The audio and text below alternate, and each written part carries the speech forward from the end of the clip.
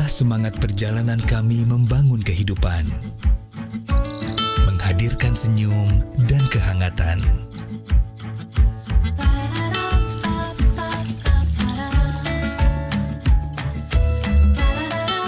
Merayakan indahnya kebersamaan,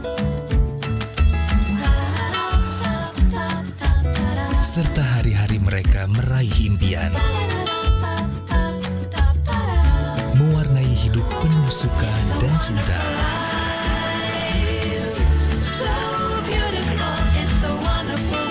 Hadir menemani di setiap momen istimewa. Kebersamaan ini akan terus menyalakan semangat kami untuk terus membangun kehidupan berkualitas di masa depan. Sumarekon, Wonderful Life, Wonderful World.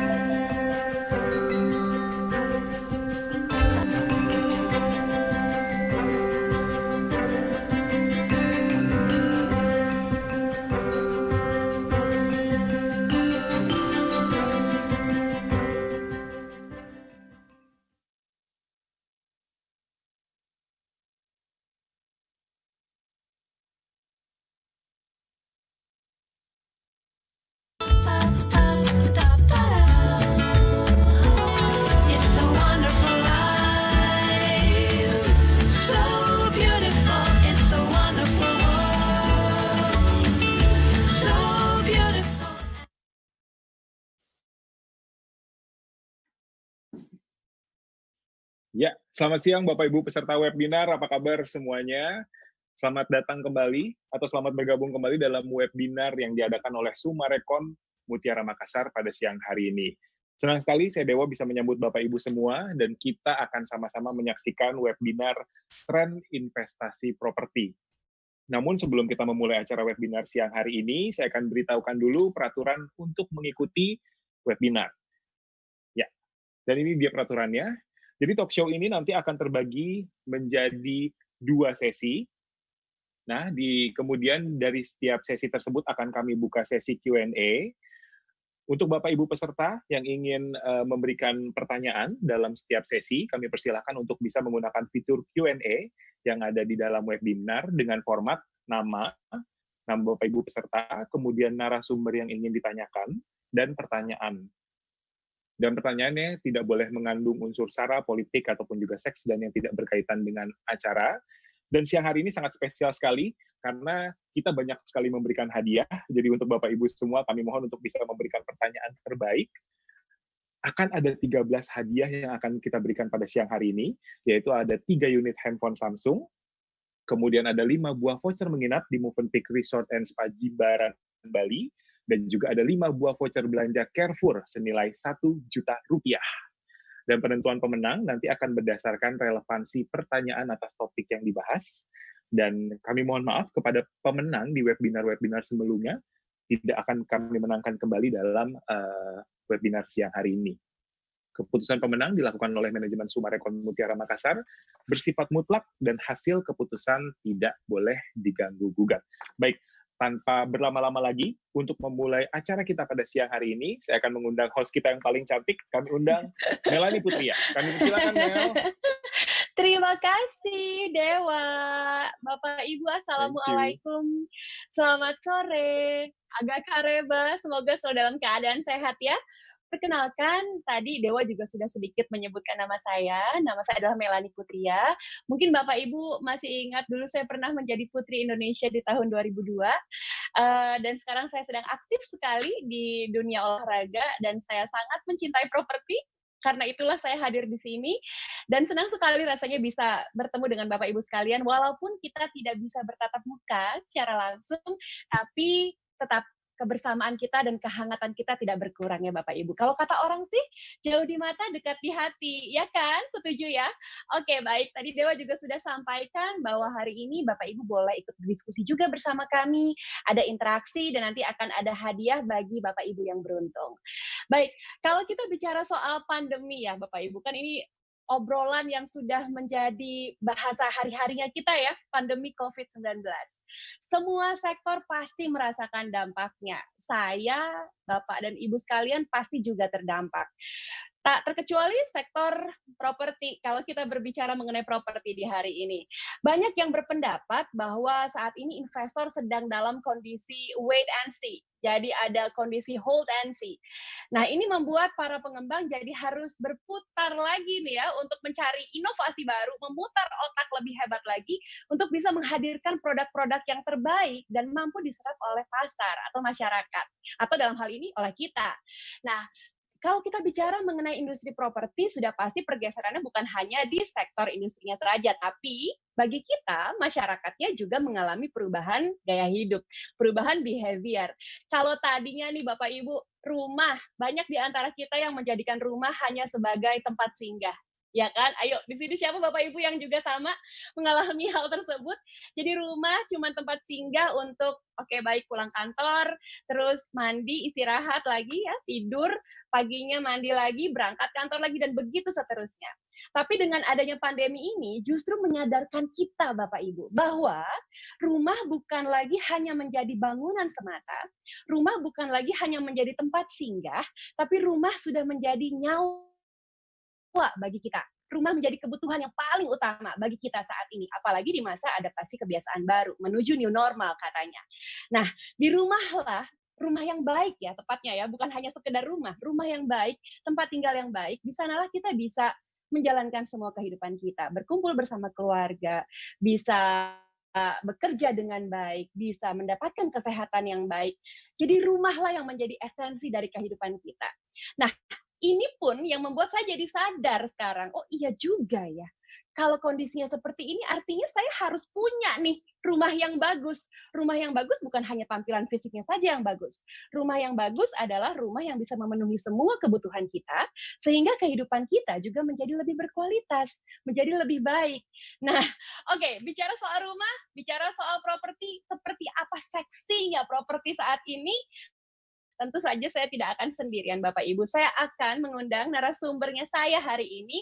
Sudah hadir orang-orang hebat di sini. Yang pertama sudah hadir Bapak Syarif Benyamin, selaku Direktur dari PT Summarecon Agung Tbk. Selamat sore Pak. Selamat sore. Pak, Selamat halo, sore. Pak. Sehat, Halo, sehat? halo. Sehat. Oke, terima kasih ya Pak ya, sudah bergabung hari ini. Senang sekali bisa berjumpa dengan Pak Ben. Dan juga sudah hadir Ibu Maria Herawati Manik, Country Manager Rumah123.com. Bu Maria, halo selamat sore. Halo, selamat sore Melani. Halo Bapak Ibu semua. Gimana kabarnya Bu? Puji Tuhan, Alhamdulillah baik-baik, sehat. Kelihatan dari senyumnya tetap cantik.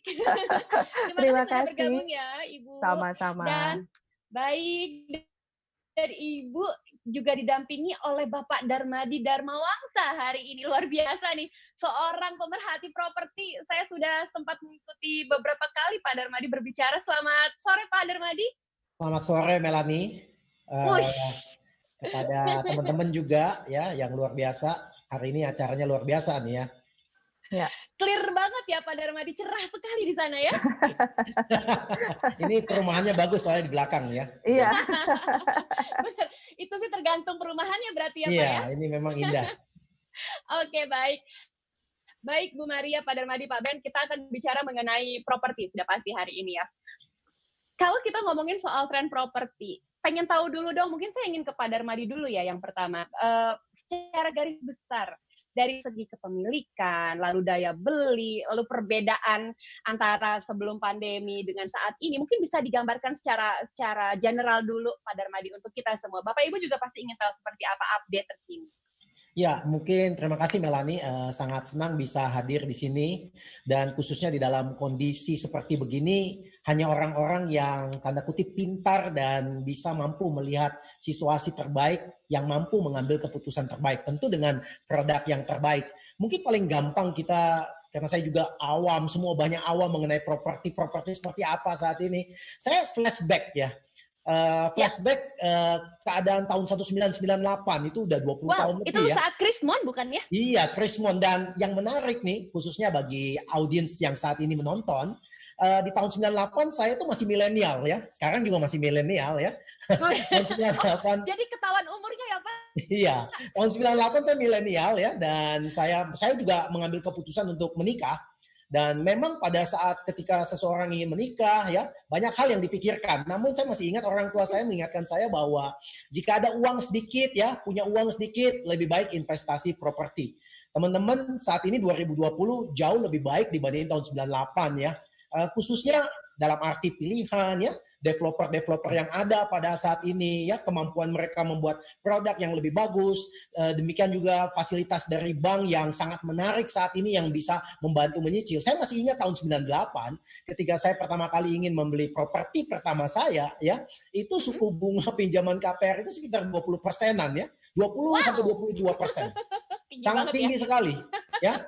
Dan waktu itu saya juga lebih ragu ya, karena begitu kita masuk membeli sesuatu, komitmennya panjang. Namun saya senang sekali karena saya bisa share dengan Anda. Sebenarnya ketika saya membeli properti pertama saya yang untuk saya pakai, untuk saya tinggal ya, saya bisa melihat ke depan 15 tahun kemudian bagaimana proyeksi harga properti bergerak pada saat itu. Dan ini bisa kita pakai sebagai acuan, karena kalau kita bilang tahun 98 ada sebuah krisis di mana sendi-sendi ekonomi terganggu, tahun 2020 juga hal yang sama. Cuman memang 2020 ini lebih global ya. Waktu 98 mungkin lebih banyak di Asia, tapi hampir mirip. Cuman yang saya mau kasih lihat Anda bahwa properti yang saya beli di tahun 98 ketika 15 tahun kemudian, 10-15 tahun, itu properti naiknya luar biasa. Hampir 10 kali lipat daripada harga yang saya beli. Nah, poinnya apa? Poinnya adalah kalau saya menunda, kalau saya bilang, aduh nggak usah beli deh tahun 98, nanti beli aja di 2002, 2003 ya, saya akan ketinggalan kereta ya, dan akan menjadi lebih sulit bagi saya untuk mendapatkan properti yang bagus. Mungkin saya tetap bisa mengeluarkan biaya yang sama, tetapi mungkin ukuran yang saya dapat mungkin lebih kecil ya. Jadi orang tua saya yang dorong waktu itu Pak? Orang tua ya? Kenapa? Siapa yang dorong waktu itu untuk beli properti? Kan biasanya harus ada pendorongnya tuh ya. Kalau yang kita dorong beli properti. Yang dorong adalah istri saya begitu ya. Oh, calon istri saat itu ya? Ya, calon istri waktu itu, karena waktu itu udah kepikir nih mau beli mobil ya. Tentu kita butuh mobil waktu itu ya, karena kendaraan umum di Jakarta waktu itu belum bagus. Tapi kita beli mobil fungsional aja ya, yang bisa dipakai ya, ngantar ke kantor dan segalanya. Tapi kita nggak seperti anak muda zaman sekarang nih, ya mungkin terpengaruh karena gadget ya. Mungkin anak muda sekarang kadang-kadang mau beli sepeda gitu ya, mau beli mobil ya. Zaman saya dulu itu tidak terlalu banyak distraction sehingga bisa fokus beli properti. Nah, poin yang saya katakan adalah ini hati-hati nih. Ini poin yang paling penting adalah ketika 98 ya orang semua khawatir seperti kayak saat ini ya, wait and see. Kenapa orang wait and see? Orang wait and see itu karena tidak ada kejelasan. Sampai saat ini orang juga belum punya kejelasan sampai kapan krisis pandemi ini akan berlangsung. Tentu sampai vaksinnya ditemukan. Nah, itu ya. Nah, saya sangat yakin begitu vaksinnya ditemukan ya, kurang lebih mungkin awal tahun depan begitu ya, harga properti akan naik. Ketika kepastian sudah terjadi, orang sudah yakin ya, harga akan stabil. Nah, kenapa orang bilang investasi saat ini menarik sekali, khususnya di semester kedua ini, karena keadaan ini belum stabil, sehingga orang selalu wait and see. Tapi Anda sudah lihat bahwa dunia semua bergerak untuk menemukan vaksin tersebut. Jadi saya selalu sarankan kepada teman-teman, properti adalah sesuatu kebutuhan yang penting ya. Dan memang adalah bedanya properti, ambil contoh ya dengan umpama kendaraan ya. Kalau Anda beli kendaraan, begitu Anda beli kendaraan, begitu Anda terima kendaraan Anda, itu harganya sudah turun. 1 detik berikutnya sudah turun tuh harganya. Benar. Itu yang membedakan ya. Begitu Anda kasih tanda jadi saja, belum lunas loh, hanya kasih tanda jadi saja ya, properti itu sudah naik harganya ya. Jangan-jangan hitungannya hitungan hari ya Pak Darmadi ya? Iya, tergantung karena unit yang tersedia ya, yang karena dari unit yang tersedia pun properti itu kan ada yang hadapnya lebih bagus, mungkin size-nya lebih pas ya, itu akan diperebutkan oleh orang-orang dan orang-orang yang cerdas, yang pintar, mereka akan membuat keputusan di awal, khususnya properti. Tidak ada salahnya dengan properti. Properti bukan sebuah investasi yang jor-joran ya, tetapi properti adalah sebuah investasi kalau yang di hold lama sedikit ya, harganya akan bergerak naik sesuai dengan kondisi yang ada saat itu. Betul. Ya, properti tidak pernah salah begitu ya Pak Darmadi ya. Tapi kalau dari industri propertinya sendiri Pak, sebagai seorang pemerhati properti, sebenarnya challenge-nya itu apa sih Pak? Tantangan terbesar yang saat ini dialami oleh industri properti? Industri properti saat ini yang dialami, khususnya developer, kalau saya melihat, karena saya juga ada di Kadin saat ini ya, beberapa developer ya cukup banyak jumlahnya yang memang tidak planning kejadian pandemi seperti begini, kaget dan shock. Of course. Ya, pasti. biasanya cash flow mereka tuh kadang-kadang nggak bagus ya, nggak kuat ya. Dan ini yang membuat kalau pembeli tidak hati-hati membeli produk developer yang tepat ya, banyak hal mungkin bisa terjadi, ada penundaan bangun, kualitas diturunkan, dan itu hal sangat lumrah. Oleh sebab itu juga di dalam keputusan kita membeli properti, ya satu poin utama yang penting adalah kita harus melihat kredibilitas dari developer yang membangun. Karena kalau Anda bisa pilih developer yang bangun yang bagus ya Anda udah punya peace of mind, Anda bisa tenang ya karena dengan developer yang lebih solid, mereka punya kemampuan untuk membangun itu lebih kuat. Jadi itu poin yang penting, Ibu. Saya kok kalau Pak Darmadi ngomong nih jadi ingat pesan ibu saya ya. Ibu saya tuh selalu bilang, Mel, kamu kalau mau cari rumah, kamu tuh harus tahu dulu developernya siapa. Developernya siapa. Sampai 3 kali. Mah, lokasi kali, mah. Developer dulu. Oke, bicara soal developer nih jadi menarik ya, Bapak dan Ibu sekalian. Kalau dari dulu saya mengenal Sumarekon memiliki satu kredibilitas yang luar biasa. Ya, track record-nya luar biasa baik. Jadi bukan hanya menjual atau membangun rumah saja, tapi setelah rumah itu ditinggali oleh kita jadi memiliki kualitas hidup yang lebih baik gitu. Itu kan yang jadi esensi ya dari kepemilikan rumah gitu, pemilikan properti. Nah, Pak Ben, saya mau ke Pak Benyamin nih. Pak Ben tadi kan Pak Darmadi bilang banyak di antara developer yang saat ini terkena dampak juga dari adanya pandemi, tidak punya crisis management yang baik. Semuanya jadi shock. Ada penundaan, ada hal-hal yang memang tidak diharapkan. Kalau dari Sumarekon sendiri, Pak Ben, seperti apa sih melihat adanya kondisi pandemi seperti sekarang ini? And how to deal with that? Ya, jadi kita semua juga sama ya, saya rasa mengalami hal yang sama. Karena di seluruh dunia tidak ada satu perusahaan pun yang bisa menghindari kondisi ini ya. Ya. Nah, cuman di Sumarekon sendiri sejak awal pandemi kita langsung sudah melakukan antisipasi ya. Ya. Jadi banyak hal-hal yang kita lakukan baik dalam pengelolaan di bidang mall maupun di pembangunan properti. Jadi kita sepertinya memang sudah melakukan banyak langkah-langkah untuk mengantisipasi tersebut. Ya. Dan memang kita sangat bersyukur ya. Tadi kan pertanyaannya tren ya. Jadi memang shock dari pandemi ini yang dialami oleh properti itu lebih di bulan April dan Mei. April dan Mei. Contohnya di bulan Juni mall kita udah mulai buka. Jadi memang tren pengunjung memang belum kembali seperti semula. Tapi ada perubahan tren. Jadi kelihatannya sekarang yang ke mall adalah yang benar-benar belanja. Jadi walaupun yang benar-benar perlu gitu ya Pak Ben ya? Iya, jadi walaupun pengunjungnya turun, itu salah satu contoh itu kita amati di supermarket ya. Itu malah omsetnya meningkat. Jadi jumlah pembelinya menurun, tapi jumlah income-nya meningkat. Jadi benar-benar yang ke mall itu memang untuk belanja ya, saya rasa sekarang trennya. Dan para pengunjung pun sekarang pilih-pilih ya. Jadi mereka selalu pilih-pilih mall-mall mana yang memberlakukan protokol COVID dengan ketat ya. Karena dia ingin belanja dengan aman dan nyaman gitu. Ada rasa safe gitu ya Pak Ben ya? Betul. Nah, Sumarekon ini salah satunya yang benar-benar salah satu mall yang benar-benar ketat sekali dalam memberlakukan protokol COVID itu. Jadi buat para pengunjung yang memang menyadari bahwa itu penting, mereka senang sekali. Nah, kalau di dunia properti sendiri, kita juga bersyukur sekali ya, karena sejak bulan Juni ini, penjualan kita tuh meningkat cukup signifikan ya. Wow, justru meningkat Pak Ben? Jadi artinya udah mulai take off. Pick up. Iya. Nah, jadi kita juga surprise sekali.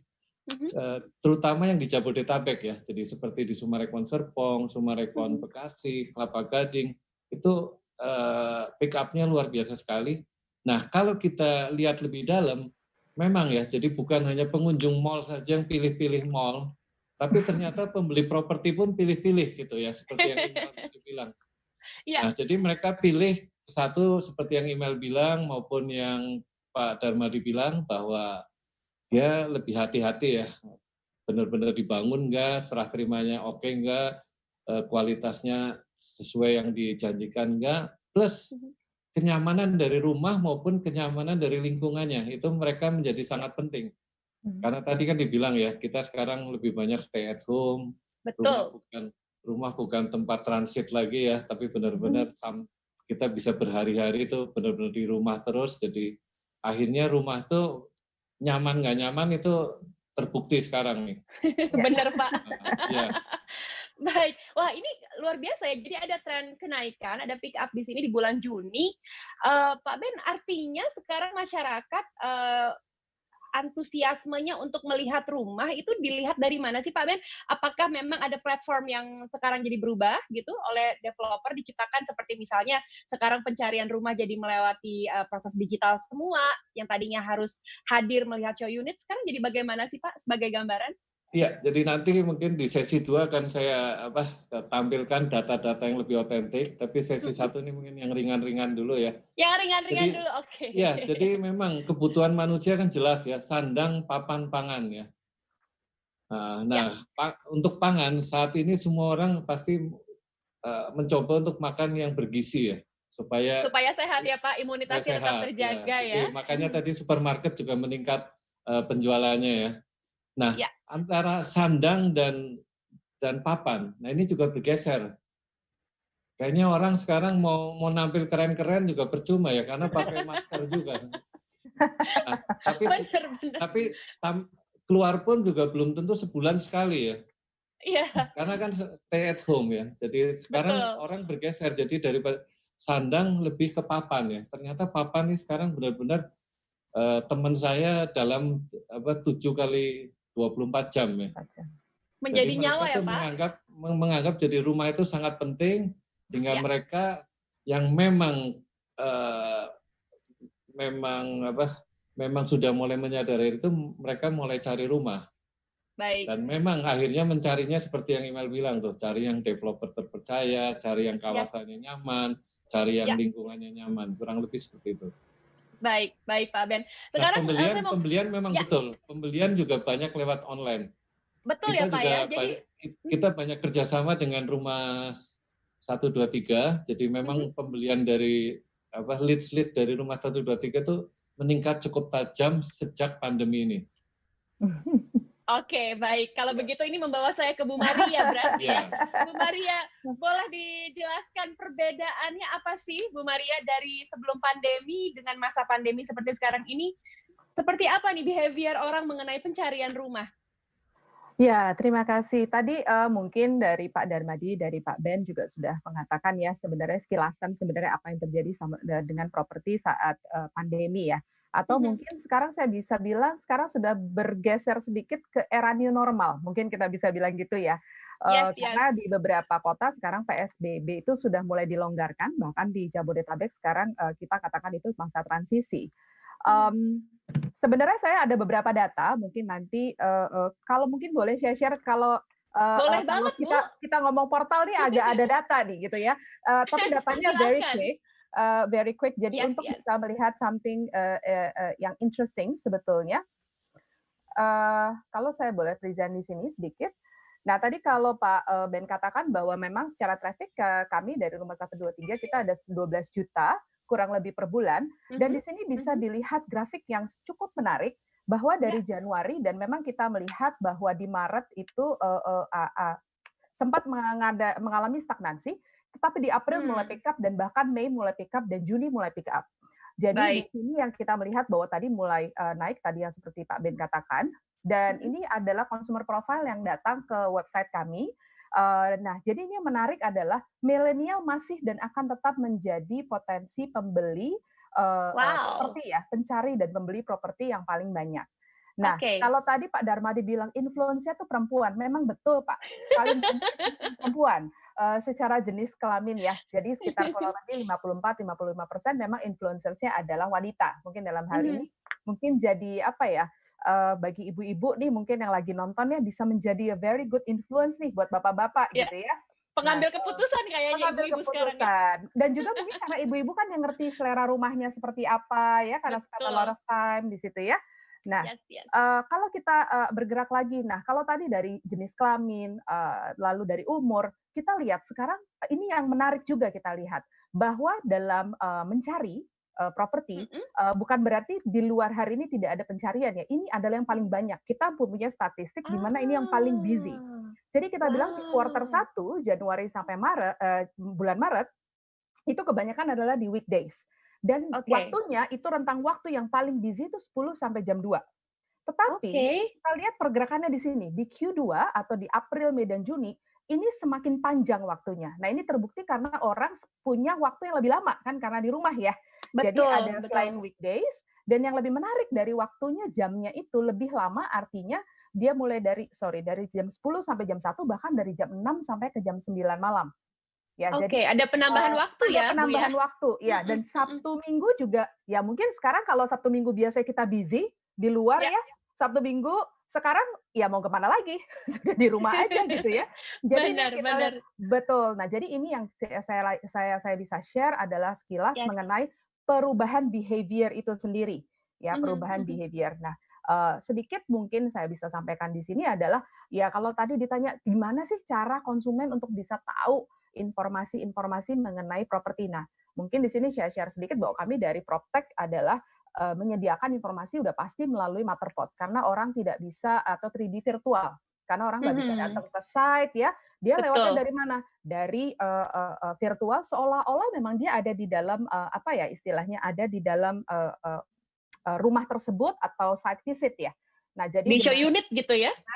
Betul. Dan ini waktunya kayak real life aja, kayak kita jalan aja gitu. Wah, ini keren banget loh. Keren banget. Nanti saya bisa share, mungkin nanti di sesi kedua bisa lebih ke walkthrough-nya ya, dan juga bahkan melalui video. Ini keren banget Sumarekon Mutiara Makassar, kita sampai syuting kemarin ke Makassar ya, Pak Ben. Ini saya udah naksir banget Bu Maria. Iya. Jadi ini kita mencoba, karena tadi kita lihat adalah milenial ini adalah early adapter. Artinya mereka dalam penyajian teknologi itu memang mereka yang cukup kritis ya. Nah, oleh karena itu kita harus coba menyampaikan beberapa informasi mengenai properti melalui konsumen kita dengan beberapa cara. Mungkin itu dulu yang bisa share dulu ya, Melanie ya. Baik, baik. Terima kasih Bu Maria. Sama-sama. Saya ingin ke Pak Darmadi. Ya, tadi itu menarik sekali ya. Orang sekarang jadi memang benar-benar lewat digital semuanya. Semua jadi dipaksa untuk melek digital, sehingga untuk transaksi properti pun gitu ya, prosesnya juga melalui digital platform. Nah, Pak Darmadi, kan kita tahu ya, investasi ini pasti ada kelebihan dan kekurangannya di setiap investasi. Namun masih banyak sekali orang yang menganggap, termasuk saya juga ya, kalau investasi properti ini punya resiko yang kecil dibandingkan dengan investasi lainnya yang lebih beresiko gitu. Kemudian juga bisa produktif misalnya dengan disewakan ke orang lain untuk investasi dan menjadi passive income untuk saya. Banyak pasti yang berpikir seperti itu. Ya. Nah, ini yang membuat investasi properti sampai sekarang, bahkan sampai beberapa waktu, mungkin masih panjang sekali ya, menjadi investasi yang paling diminati. Nah, menurut Pak Darmadi, kalau kita melihat dari tren masyarakat Indonesia, kenapa sih orang-orang seperti saya nih, salah satunya tadi saya sudah curhat ya, berpikir seperti ini, Pak? Oke, Melanie, Ya. saya kemarin baca buku dan saya dapat informasi bahwa 90% miliuner di seluruh dunia itu invest properti. Nah, ketika saya baca itu, pertanyaannya kenapa ya Melanie ya, mereka tuh orang-orang kaya itu ya, biasanya mereka kan sangat cepat gitu ya melihat kesempatan. Kenapa mereka invest di properti sih? Ya, kita juga bisa mulai karena instrumental investasi kan ada macam-macam juga ya. Saya tidak mengatakan bahwa orang menaruh uang di deposito itu nggak bagus. Menurut saya sangat bagus. Cuma masing-masing ada plus minus ya Pak ya. Orang harus mampu membagi-bagikan investasinya di kantong-kantong yang terbaik ya. Mungkin untuk orang yang muda ya, khususnya muda gitu ya, mereka yang umurnya 20 sampai 35, mereka orang yang lebih berani ambil resiko ya, mereka juga pasti akan masuk di pasar saham ya properti begitu ya. Mungkin orang-orang yang usianya lebih mature 40, 50, 60, mereka mungkin lebih ya cari yang resiko yang lebih tinggi. Properti ini kalau dibilang dari tingkat pengembaliannya dalam jangka waktu panjang itu menarik. Ya, cukup tinggi ya, besar, bagus ya. Karena kenapa? Karena saya tadi bilang karena tanah di dunia ini kan nggak pernah bertambah ya. Tanah di dunia ini nggak pernah bertambah dan lokasi yang bagus tidak selamanya ada. Ambil contoh, tadi saya lihat di beberapa pertanyaan yang mengatakan kenapa sih Sumarekon Mutiara ini menarik. Kalau Anda lihat posisi Sumarekon Mutiara aja, posisinya itu kan dia berada di sebelah utara ya, kota Makassar ya. Karena kebetulan saya juga dari Makassar, jadi saya tahu tuh ya arah pengembangan Makassar itu ke utara gitu ya, selatannya udah ke bawah banget gitu ya, utara udah nggak bisa kemana-mana kalau selatannya. Jadi dan itu juga Sumarekon Mutiara ini berada antara kota dan airport. Anda bisa bayangin ya, kota dan airport, mau nggak mau orang kota mau ke airport, orang tiba ke airport mau ke kota. Jadi mau nggak mau ini menjadi sebuah persimpangan yang menarik dan mengapa properti itu akan trennya bisa menarik. Seperti tadi Melanie katakan, kalau saya punya uang, kenapa saya harus beli properti? Ya, saya tadi bilang, karena properti itu mempunyai nilai yang kedepannya itu dia lebih agresif naiknya. Dan naiknya bukan seperti umpama orang beli emas ya. Kalau orang beli emas ya, itu bagus sekali ya. Saya juga beli emas untuk investasi. Dan memang kalau Anda lihat trennya 10-15 tahun, kelihatan tuh, dia punya tren kelihatan. Properti ini menarik, trennya itu tidak setenang dengan emas begitu ya.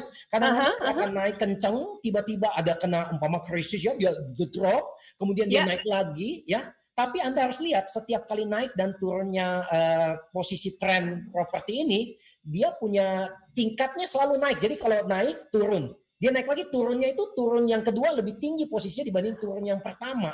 Jadi trennya itu selalu naik. Jadi orang bilang, properti kan ada turun juga. Iya, tetapi trennya itu akan selalu naik.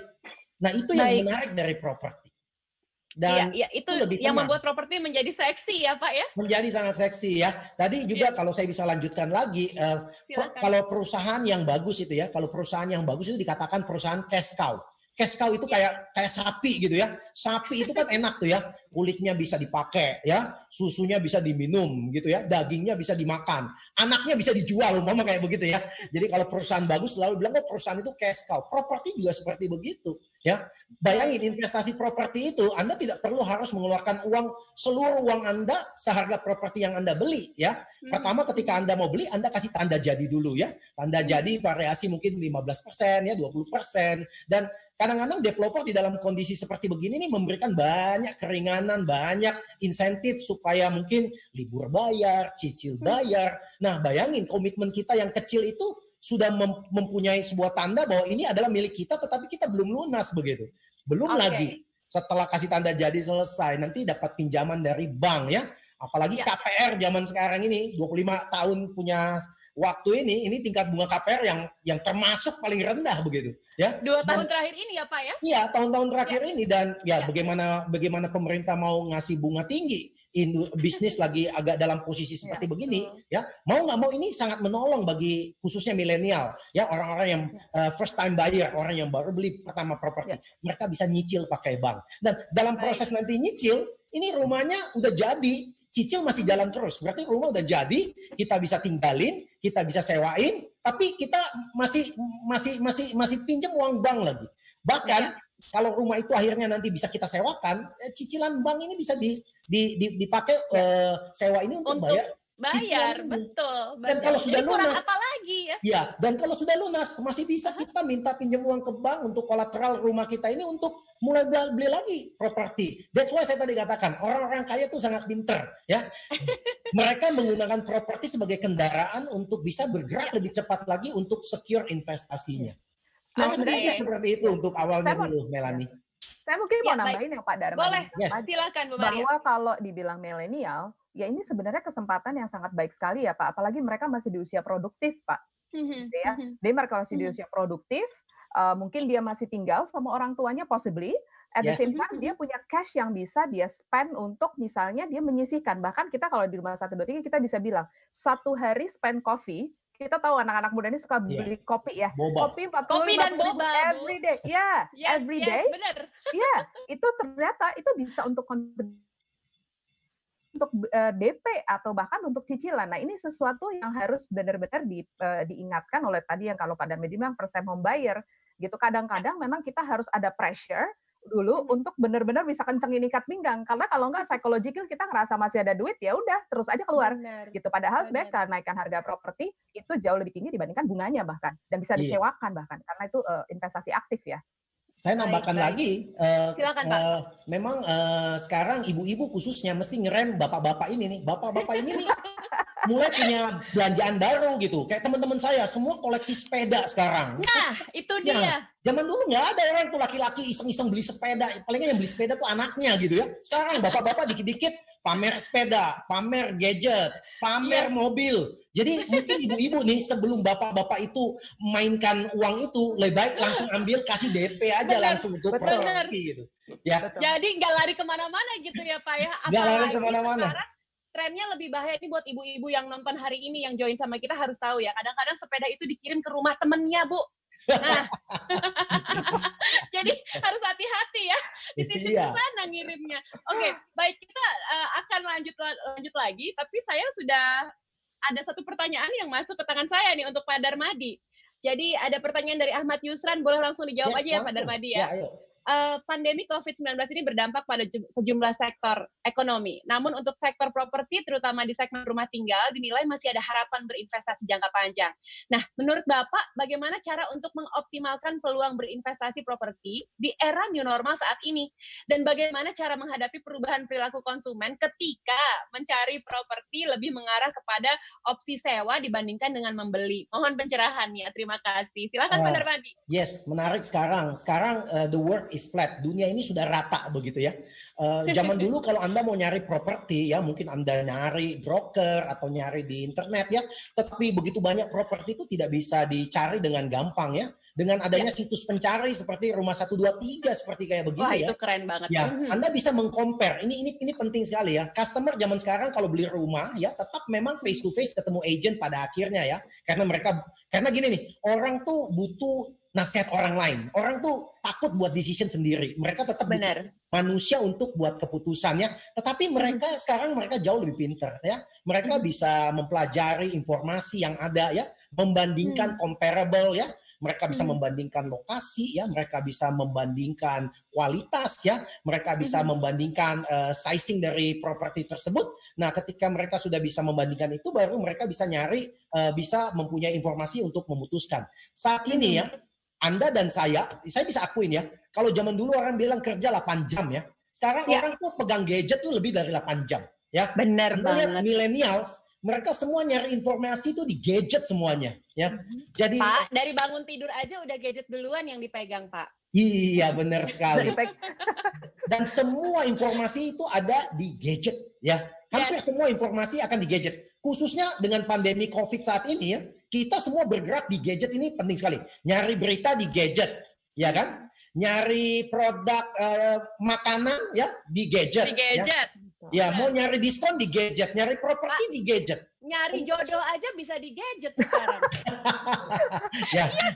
Ya, jadi orang semuanya nyarinya di sini. Nah, pertanyaan yang tadi saya ditanyakan adalah, Pak, instead of beli, kenapa saya nggak sewa? Ya boleh-boleh aja Anda menyewa properti karena memang ada segmen market tertentu orang Indonesia yang mungkin dalam mobilitas mereka bekerja, ya mereka mungkin lebih baik sewa dulu karena nggak pasti harus stay di sini. Tapi kalau Anda adalah orang yang usia muda dan Anda trade properti sebagai investment ya, karena ini juga masa depan Anda untuk kedepannya untuk menjaga agar Anda tidak beli nanti properti pada saat tinggi ya. Bagi saya suggest Anda untuk mulai menyicil dan lebih baik membeli gitu ya Pak ya. Membeli karena menyewa itu artinya gini nih, you sewa terus. Nanti sampai kapan akhirnya you nggak mau mulai untuk menyicil. Investasi itu kalau kita lihat seperti asuransi ya. Kalau kita ngomong asuransi ya. Orang paling bagus beli asuransi waktu dia muda atau waktu dia tua? Waktu muda. Pasti muda ya. Karena biayanya akan lebih murah ya. Dia akan mungkin bayarnya lebih panjang dan dia lebih gampang begitu. Coba kalau Anda umur 50 tahun kemudian Anda baru beli asuransi. Akan sangat sulit bagi Anda. Setuju ya Bu ya? Betul. Jadi bayarnya analoginya ya Pak ya. Bayarnya juga susah benar. Nah bayarnya juga pusing gitu kan ya. Jadi bagi saya adalah ketika Anda punya kesempatan saat sekarang nih kan ya, saat yang tepat seperti sekarang Anda mulai komit ya, Anda akan tenang, Anda punya peace of mind, Anda bisa jalankan hidup Anda dengan baik. Saya rasa itu salah satu kunci kita Bu. Ya. Bu Maria bilang tadi ya, kalau bisa spend money untuk kopi, setiap hari kopi mahal lagi ya. Kenapa nggak bisa nyicil untuk beli rumah gitu kan? Kalau tidak ada yang dorong, kalau orang tuh nggak didorong, benar-benar didorong, nggak akan. Kayak dulu Pak Darmadi ya, kalau nggak beli rumah nggak dikawinin nanti. Nggak mau dikawinin calon istrinya waktu itu, jadi harus beli rumah gitu. Saya tadi tambahkan sekali lagi ya. Silakan, saya tambahkan lagi ya. Ada yang nanya saya tadi, saya nggak lihat ada beberapa pertanyaan yang saya tadi menarik. Pak Darmadi, kalau investasi properti juga, bagi saya begini ya, mungkin karena saya berkecimpung lama di properti ya, mungkin saya lebih tertarik melihat properti. Namun saya berinvestasi di semua macam instrumen saya investasi dan saya pelajari satu persatu ya, ada plus minusnya masing-masing begitu ya. Ya, bagi saya kalau ada yang naruh di emas ya, ada yang naruh di ini ya, bagi saya kalau Anda tarik umpama 15-20 tahun, Anda nggak akan salah beli properti. Itu yang saya ngomong. Kalau Anda tarik dalam skala 15-20 tahun, Anda nggak akan salah beli properti. Karena ada yang bilang begini nih, aduh kalau beli properti resikonya tinggi, nggak bakal. Karena either Anda mau stay, atau Anda mau invest, Anda nanti mau jual lagi, properti Anda ini sudah di cover. Ya. Nah, kita kasih lihat kayak menarik, mungkin Pak Benjamin akan bisa lebih review lebih bagus lagi. Saya kalau beli properti, yang saya tadi bilang, yang pertama nih, developernya gitu ya. Bagi teman-teman di Makassar khususnya, mungkin saya berikan informasi aja, di Jakarta ini, yang namanya brand Sumarekon itu adalah brand yang kualitas ya, brand yang kualitas ya. Nah, yang kedua, apakah developer tersebut mengembangkan sebuah township? Itu yang paling penting juga. Kadang-kadang kita beli properti yang ada properti bagus. Size-nya berapa sih? 2 hektar. Anda bayangin nih. Kalau Anda beli properti 2 hektar, mungkin 2 hektar bisa bangun mungkin 120 rumah ya begitu ya. Nah, ketika rumah itu setelah selesai dijual, dia tidak punya nilai lagi untuk diangkat. Bagaimana caranya untuk bisa rumah itu naik harganya? Beda dengan township ya. Umpama nih township 400 hektar ya. Mereka mulai bangun perumahan. Nah, setelah perumahan kan developer kan nggak selalu buat perumahan. Dia nanti akan bergerak bangun ruko, umpama begitu ya. Mungkin kawasan komersial dan fasilitas gitu ya, Pak ya. Nah, setiap kali kawasan fasilitas ini ditambahkan ke dalam, ada sekolah, ya ada rumah sakit, umpama ada shopping mall. Bayangkan tuh. Anda hanya beli sekali saja, tetapi nilai Anda selalu diakumulasi oleh developer karena developer akan berusaha mencari nilai-nilai komersial di sebuah lahan. Nah, itu yang Oke. yang bedanya nih, yang bedanya kalau Anda beli umpama investasi lain. Nah, kalau Anda beli di developer township dan Sumarekon ambil contoh ya, mereka akan developer tuh punya cara berpikir, mereka akan bekerja keras ya untuk bisa menciptakan sebuah lingkungan komersial yang didukung dengan residential tadi. Jadi Ya, Anda baik. nih dibantu nih, Anda cukup beli saja, Anda tenang saja, biar developer yang kerja menaikkan Ya. nilai investasi Anda. Baik, berarti mempertebal statement ya Pak Darmadi ya, kalau cari developer tuh benar-benar yang harus terpercaya dan yang baik dan membangun township yang baik. Ya, visinya Oke, juga mesti sekarang- jelas. Visi ke depannya Baik. dia mau ngapain tuh Visi ke township depannya ya? harus baik. Terima kasih Pak, informasinya jelas sekali. Ini ada pertanyaan lagi yang masuk ke saya, banyak sekali pertanyaannya, tapi saya harus cicil-cicil dulu ya Bapak Ibu, mohon maaf. Dari Jen Retnosari, untuk Pak Darmadi dan Pak Ben, investasi pada properti memang menguntungkan, tapi punya resiko yang tinggi juga. Nah, indikator apa yang perlu dipertimbangkan dalam memilih investasi properti yang menguntungkan, dan apa keunggulan Sumarekon dibandingkan pengembang properti yang lain? Mungkin ini Pak Ben yang lebih pas nih untuk menjawab ya. Silakan Pak Ben. Ya, jadi memang tadi kan sisi manisnya yang diceritakan semua oleh Pak Darmadi ya. Ya, jadi sisi sedihnya juga ada. Oh, ada toh Pak? Ya, sisi sedihnya itu tadi, karena ada orang yang salah beli ke developer yang mungkin baru coba-coba, ya kan? Dia, oke. artinya banyak sekali developer yang coba-coba ya. Mungkin dia waktu bangun beberapa ruko sukses, dia mencoba untuk bikin perumahan, nah akhirnya rumah itu tidak berhasil dibangun. Nah, itu risiko yang sering dialami itu. Makanya kadang-kadang ada orang bilang beli properti ada bahayanya juga, betul saya bilang ada bahayanya kalau tidak hati-hati melihat developernya. Oke. Nah, saya sendiri, saya kan di Sumarekon udah cukup lama ya. Itu dari tahun berapa sih Pak? Saya dari 2005. Wow, nah, oke. 2005 jadi cukup lama. Saya tuh kadang-kadang benar-benar luar biasa ya. Jadi kalau saya lihat Sumarekon udah hebat, tapi yang jauh-jauh lebih hebat tuh pembelinya Sumarekon. Apa saya bilang gitu? Jadi Sumarekon tuh kan ngerjain dari mulai pembebasan tanah ya. Bebasin tanah tuh sangat tidak mudah. Sekali lagi, sangat tidak mudah. Apalagi kita harus benar-benar beli tanah yang clear, yang tidak bermasalah, dan lain sebagainya. Terus kemudian kita membuat perencanaan, ya seperti di Sumarekon Mutiara Mekar kan kita membuat perencanaan tuh 400 hektar, nanti mallnya di mana, jalannya di mana, bikin exit tol, dan lain sebagainya. Nah ini kita cerita case yang ada di Kelapa Gading, di Serpong, maupun di Bekasi ya. Jadi banyak pembeli yang dalam waktu 1 tahun, 2 tahun, dia mengalami keuntungan yang luar biasa kalau lagi momennya pas seperti yang Pak Darmadi bilang. Jadi dia bisa beli, misalkan katakan 1 miliar, begitu serah terima itu udah naik bisa 30%, 50%. Nah, apa dia nggak hebat? Padahal waktu naik itu dia mungkin bayar cicilannya itu baru 20%.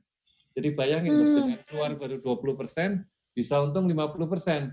Nah, sementara Sumarekon, kita bisa lihat aja di laporan keuangan di TBK kan, developer tuh untung nggak gede-gede banget, tapi kerjanya benar-benar dari bebasin tanah sampai bangun, sampai ngelola, sampai benar-benar membuat warganya harus nyaman ya. Jadi itu sekali lagi bahwa pembeli Sumarekon itu benar-benar luar biasa. Saya jadi saksi mata banyak sekali orang yang untungnya luar biasa. Jadi kadang-kadang ngiri juga gitu. Iya, luar biasa. Pak Ben sekali. kayaknya nyinggung saya nih ya. Saya kayaknya termasuk salah satu dari orang-orang yang gigit jari gitu ya Pak ya. Ketika nggak dapat, terus saya merugi rasanya dan harganya sekarang sudah jauh lebih mahal. Itu rasanya Pak kayak ditinggal kawin ya. Iya, ya betul Pak Darmadi bilang. Jadi tadi saya tambahin lagi tuh beda mobil sama itu ya. Pak Darmadi kan bilang kalau mobil begitu beli 1 detik kemudian turun ya. Harga turun, betul. Nah ini kasus terjadi di Melan itu, nunda-nunda beli rumah. Jadi nunda beli rumah sama nunda beli mobil tuh ada bedanya ya. Kalau nunda beli mobil, pada saat kita beneran beli di tahun depan, kita selalu merasa beruntung. Aduh, untung saya tahun lalu nggak jadi beli karena keluar model yang lebih bagus. Nah, tapi kalau rumah, seperti Pak Darmadi bilang, rumah itu tidak bisa digantikan. Ya. Jadi ya kan lokasi itu nggak tergantikan kan. Artinya kalau ada rumah alamatnya ini kan ya hanya 1 aja. Nah, kalau kita terlambat ya kita katakan menunda tahun depan aja. Ke 1 bisa saja rumah itu udah dibeli orang. Kedua, Kalaupun Iya, lebih benar. dibeli orang, loh tahun lalu kan 1 miliar, ya tahun lalu, sekarang udah 1,5 miliar. Nah itu Sama bedanya ini tuh Pak antara, Benyamin, ya, lokasi yang nggak bisa dibeli. Kalau iya udah betul, sold out, ya. iya. Jadi makin menunda itu biasanya nanti lokasinya dapat makin belakang, makin belakang. Iya, itu yang Iya. priceless ya Bu Maria ya. Itu yang sebenarnya Iya. mahal value-nya di sana ya Iya. Bu ya. Iya, Iya. betul. Apalagi kalau milenial kan pasti sekarang maunya udah pasti dekat dengan kota, fasilitas, kayak gitu-gitu ya. Fasilitas. Ya, fasilitas. Dan saya juga masih ada begini-begini juga temennya masih milenial juga di kantor gitu ya. Kadang-kadang kantongnya terbatas ya dibilangnya, tapi maunya itu di tengah kota. Nah, itu kan susah ya matchinginnya. Akhirnya saya cuma bilang, ya kalau ketemu yang cocok secara lokasi dan memang fasilitasnya oke, grab it as fast as possible. Karena kan lahan limited ya. Kalau betul mobil sekali. seperti yang tadi Pak Benyamin bilang, pasti akan ada alternatif baik dari modal dan pricing. Pasti Iya, kan makin tambah itu makin tambah Iya, bagus kan kalau mobil. Iya. Nah, kalau Lani, lokasi saya tambahin dikit ya. Tadi Boleh. Gimana yang Pak? menarik sekali yang menguntungkan untuk membeli khususnya residential, kenapa ya? Saya bisa pikir mungkin developer tuh cara berpikirnya begini ya. Mereka ada tanah ya, kemudian mereka akan jual tanah dan bangunan itu ya. Jadi ada unsur tanah, kemudian ada development cost ya, kemudian bangunan. Nah, setelah itu dibayar dengan harga yang diciptakan pada saat itu, dan customer bayar harga itu dengan sistem tadi DP-nya masih bisa ditunda ya, pakai KPR lagi ya, dan bisa disewakan. Nah, setelah itu Anda sudah tidak ada keluarin cost lagi. Tetapi apa yang dilakukan developer? Dia komit untuk membangun township, dia pengen bangun kota. Ya dia mulai nyari partner, rumah sakit. Nah, itu dia akan menambahkan value dari Anda punya investasi. Nah, uang yang sebenarnya developer dapat dari Anda punya pembelian itu, developer kalau mau beli tanah lagi yang ukurannya sama dengan tanah Anda, apalagi nyari lokasi sebagus tanah Anda, itu pasti tidak lebih murah daripada apa yang Anda beli. Karena ini developer tuh susahnya begitu. Setiap kali jual, mau beli lagi, harganya sudah naik. Jadi risiko itu lebih banyak di developer dibandingkan kita nih sebagai end user atau yang beli. Itu menarik sekali dari properti. Betul. Wah, ini makin menarik ya Pak. Kayaknya saya juga tadi lihat ada satu artikel yang sampai 3 kali juga nulis judul, kapan saat yang tepat untuk beli properti? Sekarang. Kapan saat yang tepat? Sampai 3 kali loh Pak. Itu title-nya. Nah, itu bukan sekedar jargon artinya ya. Ini akan kita bahas di segmen kedua. Jadi Bapak Ibu pastikan tetap bersama kami. Kita break sejenak. Kami akan kembali saat lagi ya. Yes.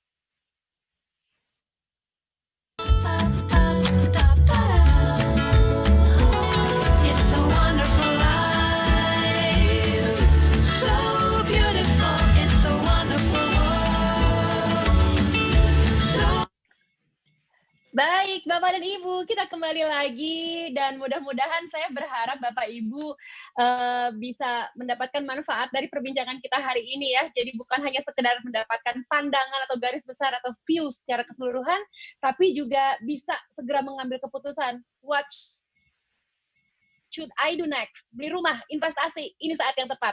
Nah, tapi kan kalau dengerin Melanie aja rasanya kayak ada yang kurang ya, kalau bicara soal kapan saat yang tepat untuk membeli properti. Sekarang kita ke Pak Darmadi nih. Pak Ben dan juga Bu Maria juga masih bersama saya di sini. Pak Darmadi, saya rasa di sini banyak bapak-bapak yang akhirnya ngajak ibunya untuk join nih. Karena dari tadi Bu Maria juga bilang, Pak Ben bilang, Pak Darmadi bilang, bahwa wanita lah pengambil keputusan sekarang iya. Jadi jangan lupa ditarik ibunya untuk ikut nonton ya. Join sama kita ya Bapak Ibu sekalian. Pak Darmadi masih ada kah di sini? Yes. Ada? Yes, Pak Darmadi. Oke, baik. Semuanya sudah berkumpul lagi. Halo. Jadi sebenarnya, yes Pak. Saya bisa dengar, Pak Darmadi bisa dengar suara saya? Saya dengar suaranya. Oke, baik. Pak, kalau kita bicara kapan waktu yang tepat untuk membeli properti, untuk berinvestasi? Gimana Pak jawabannya seorang Pak Darmadi nih? Nah, ini kapan menjadi sesuatu yang sangat menarik ya. Paling gampang saya kasih contoh kayak begini. Kalau saya bisa bawa Anda ya, balik 20 tahun yang lalu di tahun 2000, kalau Melanie saya bawa nih, saya punya alat nih bawa Melanie bawa ke tahun 2000. Ini dan kayak pintu kemana sajanya Doraemon ya Pak? Iya, jadi saya bawa kembali di tahun 2000. Saya nanya, kalau kita dikasih kesempatan balik ke tahun 2000, kita melihat harga properti saat itu, kita beli nggak properti saat itu?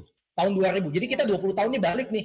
20 tahun ke belakang, kita ngelihat harga properti. Pasti harga properti tahun 2000 kan jauh lebih murah dari sekarang kan ya. Kemungkinan besar kalau saya dikasih kembali waktu tahun 2000, saya akan beli properti. Karena saya tahu nih properti ini 20 tahun kemudian naiknya luar biasa begitu. Nah, hal yang sama juga kalau saya bisa bawa Melanie back to the future, tahun 2030. Jadi kalau kita berada di tahun 2030, kita nanya, mau nggak beli properti di tahun 2020? Jawabannya pasti mau. Kenapa? Karena kita di 2030 sadar juga harga propertinya tambah lebih mahal begitu. Jadi singkat kata artinya kapan waktu terbaik properti adalah ketika you punya kesempatan you beli. Karena harga properti akan terus bergerak naik. Itu cara berpikirnya. Nggak usah pusing-pusing. Nanya orang aja. Kalau saya kasih kamu waktu 10 tahun yang lalu, kamu mau beli properti nggak? Dia bilang, aduh kalau 10 tahun yang lalu gue beli deh. Kenapa? Harganya murah. Kenapa sekarang? Aduh sekarang udah lebih mahal. Nunggu lagi. Pasti lebih mahal. Jadi kalau ditanya kapan, Anda punya kesempatan saat ini, khususnya dengan kondisi kayak begini nih, you have to buy. Kalau Anda nggak beli, kereta itu akan bergerak dan mungkin Anda akan ketinggalan kereta. Oke, Pak, saya baca artikel juga, Pak. Katanya ini kalau orang Indonesia trennya adalah menabung dulu untuk membeli rumah. Apakah benar seperti itu?